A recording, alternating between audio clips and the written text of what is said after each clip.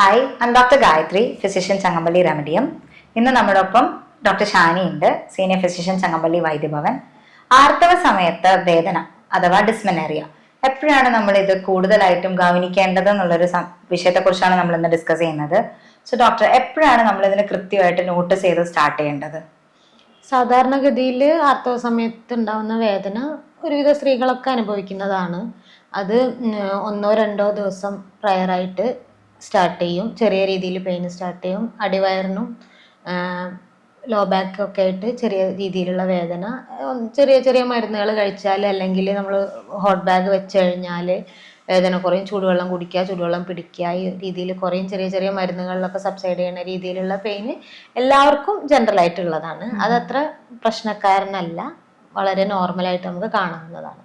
എന്നാൽ കുറച്ചുകൂടെ കൂടിയ രീതിയിൽ 2-3 ദിവസത്തിൽ കൂടുതലായിട്ട് വേദന നിൽക്കുക, അതേപോലെ തന്നെ ദൈനംദിന ജീവിതത്തിൽ നമുക്ക് ചെയ്യുന്ന കാര്യങ്ങൾ ചെയ്യാൻ പറ്റാതിരിക്കുക, ഭയങ്കര പെയിൻ ആവുക, ഭയങ്കര രക്തസ്രാവം, അതിൻ്റെ ഒപ്പം തലകറക്കം, ക്ഷീണം, ഒട്ടും എണീറ്റ് നിൽക്കാൻ പറ്റാത്തൊരു സിറ്റുവേഷൻ, അങ്ങനെയൊക്കെ വരുമ്പോൾ നമ്മളതിനെ ഗൗനിക്കേണ്ടതാണ്. ഡോക്ടർ, ഇപ്പൊ ഡോക്ടർ പറഞ്ഞതുപോലെ തന്നെ ഇപ്പൊ പ്രൈമറി സെക്കൻഡറി എന്നുള്ള ഒരു സ്റ്റേജ് ഉണ്ട് ഡിസ്മെനേറിയ എന്ന് പറയുന്ന ഒരു കണ്ടീഷൻ, അല്ലെങ്കിൽ ആർത്തവ സമയത്ത് വേദനകൾക്ക് 2 രീതിയിൽ നമുക്ക് തരംതിരിക്കാം. അപ്പം ഈ ഒരു പ്രൈമറി കണ്ടീഷനാണ് ഡോക്ടർ ഇപ്പൊ പറഞ്ഞ പോലെ നോർമൽ ആയിട്ട് നമുക്ക് ബ്ലീഡിങ്ങും കാര്യങ്ങളൊക്കെ വരുമ്പോൾ ഉണ്ടാവുന്ന, നമുക്ക് ഇൻകപ്പാസിറ്റേറ്റ് ചെയ്യാൻ പറ്റുന്ന, അതായത് സഹിക്കാൻ പറ്റുന്ന രീതിയിലുള്ള പെയിൻ എന്ന് പറയുന്നത്. അപ്പൊ ഏത് സമയത്താണ് നമ്മൾ കൃത്യമായി ഇതിന് ചികിത്സ നേടേണ്ടതെന്ന് നമ്മൾ നോട്ടീസ് ചെയ്ത് തുടങ്ങേണ്ടത്? അതായത് ഇത് രണ്ടും തമ്മിലുള്ള വ്യത്യാസം നമ്മൾ എങ്ങനെയാണ് ഡിഫറൻഷിയേറ്റ് ചെയ്ത് സ്റ്റാർട്ട് ചെയ്യേണ്ടത്? അത് ഗായത്രി ഡോക്ടർ പറഞ്ഞ പോലെ തന്നെ സഹിക്കാൻ പറ്റുന്നതും സഹിക്കാൻ പറ്റാത്തതും, ഈ 2 രീതിയിൽ തന്നെ നമുക്ക് കാറ്റഗറൈസ് ചെയ്യാൻ പറ്റും. ദൈനംദിന ജീവിതത്തിൽ ബുദ്ധിമുട്ടുണ്ടാക്കുന്ന രീതിയിലുള്ള ഒരു പെയിൻ ആവുമ്പോൾ നമ്മൾ അതിനുള്ള ചികിത്സ തേടണം. ഡോക്ടർ, അപ്പൊ നമുക്കിപ്പോ ഈ സെക്കൻഡറി ഡിസ്മെനേറിയന്റെ റീസൺസ് എടുക്കുകയാണെങ്കിൽ അപ്പൊ അതിന് ഒരു അണ്ടർലൈൻ പത്തോളജി അല്ലെങ്കിൽ ഇതൊരു രോഗാവസ്ഥ ഇതിന് പിന്നിൽ എന്തായാലും ഒരു കാരണമായിട്ട് ഉണ്ടാവും. അപ്പൊ അതെന്തൊക്കെയായിട്ടാണ്? അതുകൊണ്ട് തന്നെയാണ് നമ്മളൊരു ഒപ്പീനിയൻ എടുക്കണം എന്ന് പറയുന്നത്.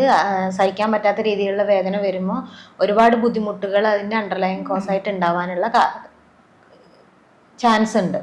അതായത് എൻഡോമെട്രിയോസിസ്, അഡ്നോമയോസിസ്, പെൽവിക് ഇൻഫ്ലമേറ്ററി ഡിസീസ്, ഈ കണ്ടീഷൻസിലൊക്കെ പീരിയഡ്സിൽ സിവിയർ പെയിൻ വരാനുള്ള സാധ്യതയുണ്ട്. അപ്പോൾ പലപ്പോഴും വേദനകളെ അവഗണിക്കുന്നത് കൊണ്ട് ഇത്തരം കോംപ്ലിക്കേഷൻസ് വളരെയധികം കോംപ്ലിക്കേറ്റഡ് ആയിട്ടാണ് ഒപിയിൽ പ്രസന്റ് ചെയ്യുന്നുണ്ടാവുക. അതായത് വീട്ടിൽ ഇപ്പൊ പ്രസന്റ് ചെയ്താൽ പോലും അതൊക്കെ എല്ലാവർക്കും ഉള്ളതല്ലേ എന്നുള്ളൊരു മനോഭാവം വീട്ടുകാരുടെ ഭാഗത്തുനിന്നും ഉണ്ടാവും. ഇപ്പൊ കുറെ മാറി, എല്ലാവരും അതിനനുസരിച്ച് അപ്ഡേറ്റഡ് ആണ്. എന്നാലും ഇത്തരത്തിലുള്ള ബുദ്ധിമുട്ടുകൾ ഇപ്പോഴും ഉണ്ട്.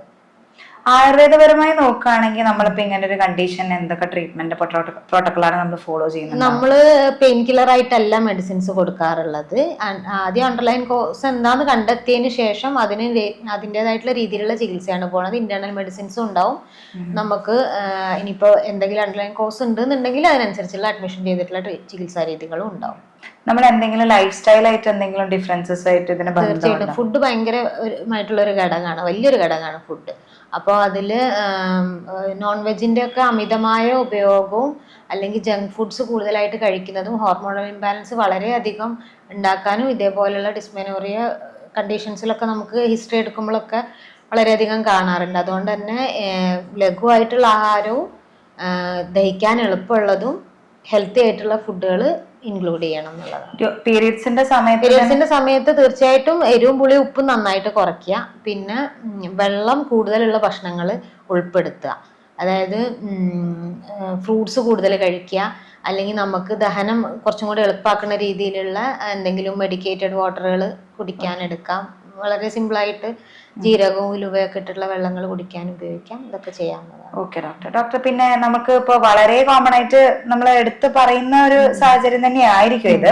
അതായത് ഈ ഒരു കണ്ടീഷൻ അനുഭവിക്കുന്നവർ, അതായത് ഡിസ്മെനേറിയ അല്ലെങ്കിൽ ആർത്തവ സമയത്ത് വേദന അനുഭവിക്കുന്നവർക്ക് മാനസികമായിട്ട് ഉണ്ടാവുന്ന സമ്മർദ്ദങ്ങൾ, അല്ലാതെ ഇത് തുറന്നു പറയാനുള്ള ഒരു മടിയോ അങ്ങനെ എന്തെങ്കിലും നോട്ടീസ് ചെയ്തിട്ടുണ്ടെങ്കിൽ എങ്ങനെയാണ് നമ്മൾ അതിനൊരു സപ്പോർട്ട്? തീർച്ചയായിട്ടും. കാരണം ഒരു മനോഭാവം ഉണ്ട്. ഇപ്പം ഒരു ഓഫീസിലുള്ള ഒരാളാണെന്നുണ്ടെങ്കിൽ പീരിയഡ്സ് പെയിൻ ആണ്, അല്ലെങ്കിൽ ക്ലാസ്സിൽ സ്കൂളിൽ പോകുന്നൊരു കുട്ടിയാണ്, ഒരു സ്റ്റുഡൻ്റ് ആണെന്നുണ്ടെങ്കിൽ മറ്റുള്ളവർ ഇതിനെ കാണുന്നത് ഒരു എക്സ്ക്യൂസ് ആയിട്ടാണ്.